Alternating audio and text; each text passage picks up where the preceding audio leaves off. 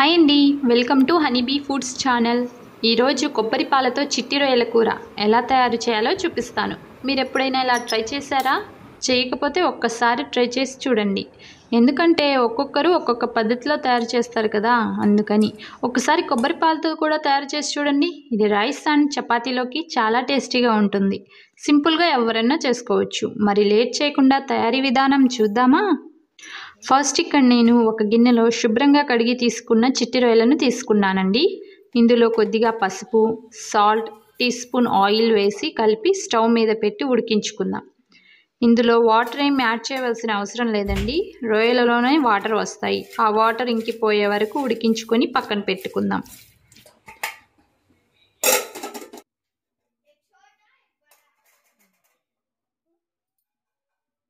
ఇప్పుడు కొబ్బరి పాల కోసం పీల్ తీసిన పచ్చి కొబ్బరి ముక్కలు, కొంచెం వాటర్ వేసి మిక్సీ జార్లో పేస్ట్ చేసుకొని ఇలా కొబ్బరి పాలను రెడీ చేసుకొని పెట్టుకుందాం.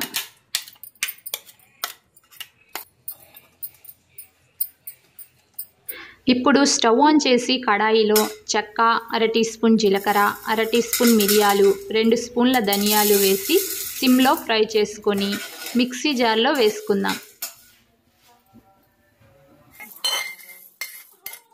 ఇందులో పీల్ తీసిన పచ్చి కొబ్బరి ముక్కలు, 5-6 ఎండుమిరపకాయలు, నిమ్మకాయంత సైజ్ చింతపండు రసం.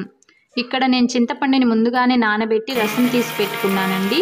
వీటన్నిటిని వేసి పేస్ట్ చేసుకొని పక్కన పెట్టేసుకుందాం. అలాగే 2 ఉల్లిపాయలు, 1 పచ్చిమిర్చి, 1 టమాటా చిన్న ముక్కలుగా కట్ చేసి తీసుకుందాం. ముందుగా కడాయిలో 3 లేదా 4 టేబుల్ స్పూన్ల ఆయిల్ వేయండి.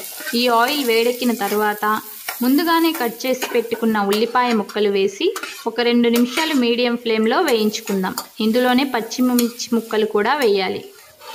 ఉల్లిపాయ ముక్కలు కొద్దిగా మెత్తపడితే సరిపోతుందండి, మరీ ఎక్కువగా వేగాల్సిన అవసరం లేదు. ఇప్పుడు ఇందులో కట్ చేసుకున్న టమాటో ముక్కలు వేసి కలుపుకుందాం.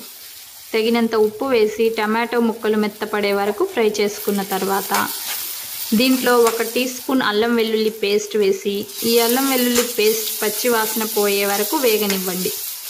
ఇప్పుడు అల్లం వెల్లుల్లి పేస్ట్ వేగిన తర్వాత మనం ముందుగానే పేస్ట్ చేసి పెట్టుకున్న మసాలాను వేసి కలుపుకోవాలి.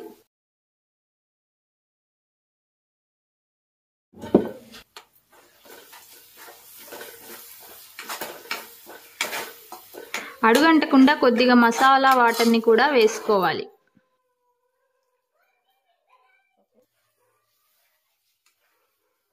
ఇలా 4-5 నిమిషాలు వేగనిద్దాం. మన గ్రేవీకి సరిపడినంత వాటర్ని పోసుకొని రుచికి సరిపడినంత ఉప్పు వేసి మీడియం ఫ్లేమ్లో ఉడికించుకోవాలి. ఇలా ఉడికిన వాటర్లో ఫస్ట్గానే ఉడికించిన రొయ్యలను వేసుకొని మూత పెట్టి ఉడకనిద్దాం.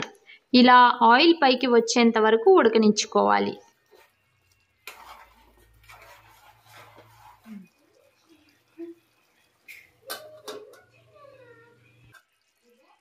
కొద్దిగా కొత్తిమీర, ముందుగా రెడీ చేసి పెట్టుకున్న కొబ్బరి పాలు వేసి ఒకసారి కలిపి మూత పెట్టుకుందాం.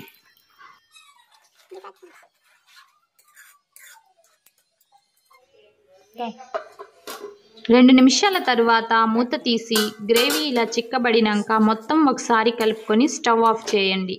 అంతే, ఈ విధంగా కొద్దిగా పల్చగా ఉన్నప్పుడే స్టవ్ ఆఫ్ చేసేయండి. ఇప్పుడు ప్లేట్లో సర్వ్ చేసుకుందాం.